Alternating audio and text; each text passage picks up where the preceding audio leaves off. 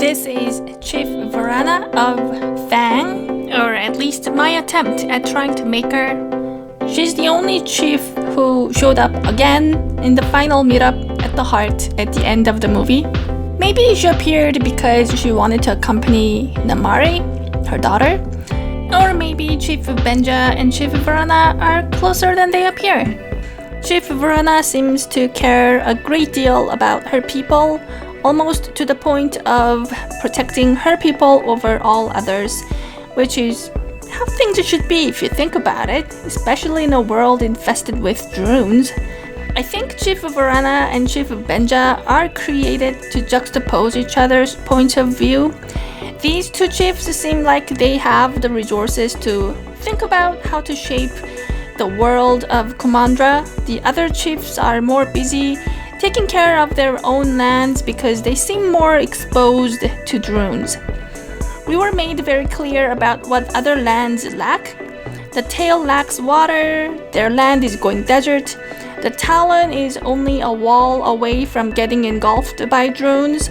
The Fang says they lost their farmlands when they had to move, so they don't have rice.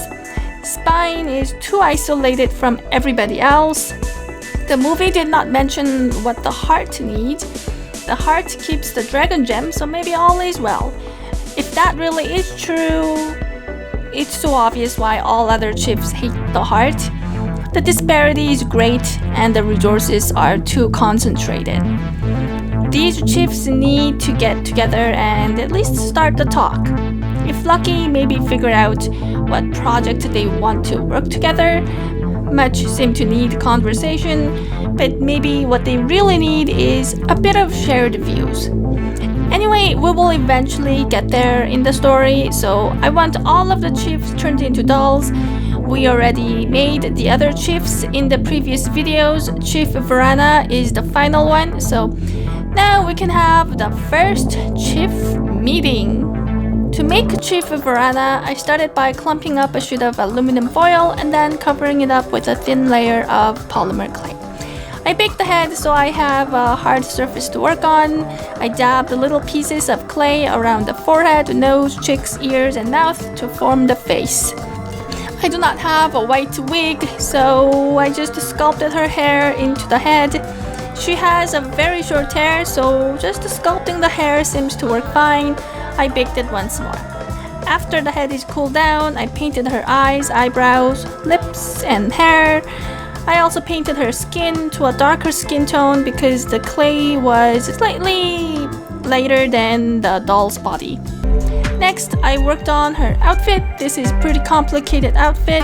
The dress is shirtless, but it has long sleeves.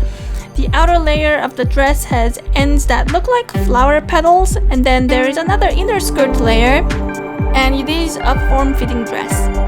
I started by taking a dress pattern I made earlier. I cut out the front and the back panels and sewed them together, but I left open the shoulders.